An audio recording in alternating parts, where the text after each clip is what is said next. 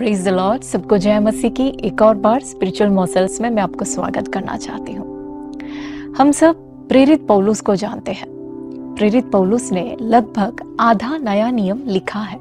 एक ऐसा अभिषिक्त परमेश्वर का दास।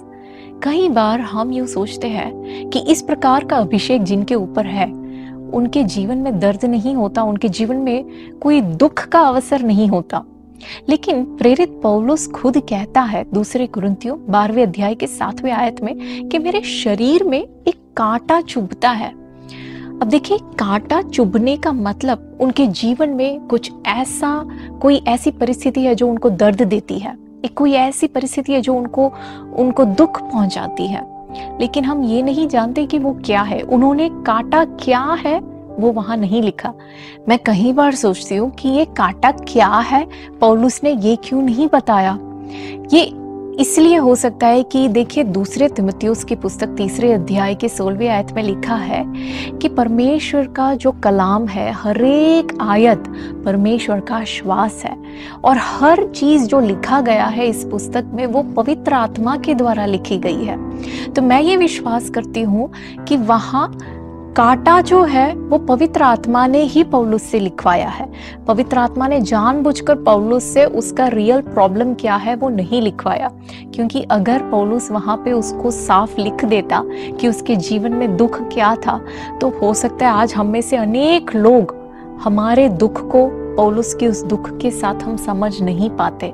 लेकिन आज परमेश्वर के वचन के द्वारा कि कांटा चुभता है, इस समान परिस्थितियां हमारे सबके जीवन में है। हो सकता है मेरे जीवन में जो कांटा आज चुभ रहा है वो आपके जीवन में जो कांटा चुभ रहा है वो कुछ और है, ये नहीं है। लेकिन सबके जीवन में कुछ ना कुछ कांटा है जो हमें चुभता है, जो हमें दुख पहुंचाता है, जो हमें दर्द पहुंचाता है। तो पौलुस के जीवन में ये कांटा क्या हो सकता है, मैं कई बार सोचती हूँ। और कई बार मुझे लगता है हो सकता है ये कोई दर्द है, ये कोई बीमारी है उसके शरीर में, क्योंकि गलातियों की पत्री उसके 4 अध्याय के 13 और 14वें आयत में पौलुस खुद उसके शरीर की कुछ बीमारियों के बारे में लिखता है। वो कहता है उसके शरीर में उसने संघर्ष किया किसी बीमारी के कारण, किसी दर्द के कारण। तो हो सकता है कोई बीमारी हो। हम में से अनेक लोगों के जीवन में कोई बीमारी है जो कांटे के समान हमें चुभती है। हो सकता है ये जो कांटा जो पौलुस कहता है वो किसी व्यक्तियों के वजह से, व्यक्तियों के शब्द, कोई व्यक्तियों के व्यवहार के वजह से उसके जीवन में, उसके दिल में दुख पहुंचाती हो और उसे वो कांटा कहता हो। क्यों? क्योंकि यिर्मयाह के पुस्तक उसके 28वें अध्याय में और गिनती के पुस्तक 33वें अध्याय में परमेश्वर इज़राइल को दुख पहुंचाने वाले लोगों को, जो अपने शब्दों से, अपने व्यवहार से जो इज़राइल को चुभते हैं, उनको परमेश्वर शरीर के कांटे कहते हैं। परमेश्वर उनको कांटे करके बुलाते हैं। तो हो सकता है वचन के अनुसार पौलुस किसी व्यक्तियों के बारे में कहता हो, हमें नहीं पता। लेकिन ये कांटा जो कुछ भी हो, वहां लिखा है पौलुस ने 3 बार परमेश्वर से प्रार्थना किया है कि हे पिता, हो सके तो ये कांटा मेरे शरीर से हटा दे। बिल्कुल प्रभु यीशु मसीह के समान मत्ती रचित सुसमाचार के 26वें अध्याय में हम पाते हैं किस प्रकार प्रभु यीशु ने 3 बार परमेश्वर से प्रार्थना किया कि हे पिता, हो सके तो ये कटोरा मुझसे दूर कर। तो इसी प्रकार पौलुस ने भी प्रार्थना किया, लेकिन 3 बार प्रार्थना करने के बाद पौलुस ने प्रार्थना बंद कर दिया। क्यों? क्योंकि उसके 9 आयत में हम पढ़ते, परमेश्वर पौलुस से कहते हैं कि मेरा अनुग्रह तेरे लिए काफी है, मेरा अनुग्रह तेरे लिए काफी है। हाँ, मैं जानता हूँ ये कांटा जब तुझे चुभता है, तुझे दर्द होता है, लेकिन ये दर्द जब तू महसूस करेगा तो तू फूलेगा नहीं, तू नम्र रहेगा। लेकिन मेरा अनुग्रह यदि तेरे अंदर है तो ये कांटा तेरे नाश के लिए नहीं है, ये कांटा तेरे हानि के लिए नहीं है। औरों के सामने मैं तुझे एक आशीष के कारण, एक गवाही के कारण खड़ा कर दूंगा। देखिए, यदि ये आपका जीवन है तो मैं आज आपको बताना चाहूंगी, यदि आपके जीवन में ये कांटे के समान कोई बीमारी है, हो सकता है आपके जीवन में एक बीमारी है, एक दर्द है जो आपको कांटे के समान चुभती है, और जब ये चुभने आती है आप प्रभु से कहोगे प्रभु ये चुभेगी, मुझे दर्द होएगा। प्रभु कहता है हाँ मैं जानता हूँ तुझे दर्द तो जरूर होएगा, लेकिन तेरा नाश नहीं होगा यदि तेरे अंदर मेरा अनुग्रह भरा हुआ है।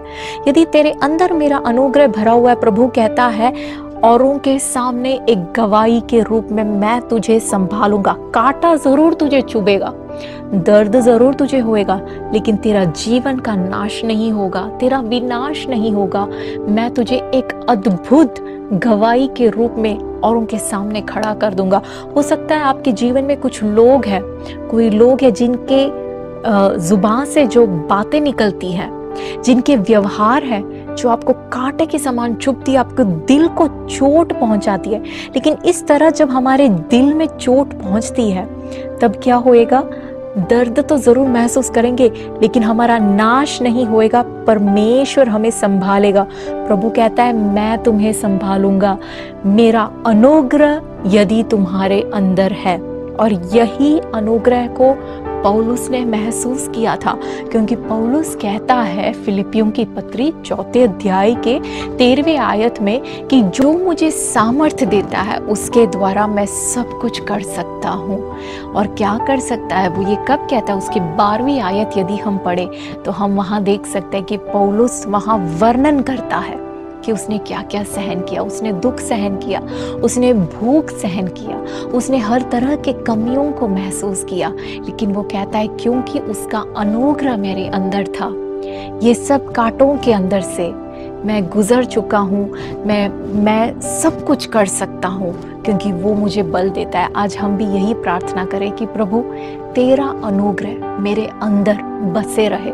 प्रभु तू मुझे तेरे अनुग्रह से ऐसा भर दे, मेरे जीवन में चाहे कैसे भी कांटे क्यों ना चुभे, मैं तेरे अनुग्रह के कारण, तेरे अनुग्रह के द्वारा एक अद्भुत गवाही के सामने और उनके सामने तेरे नाम के महिमा के लिए खड़ा हो पाऊं, खड़ी हो पाऊं।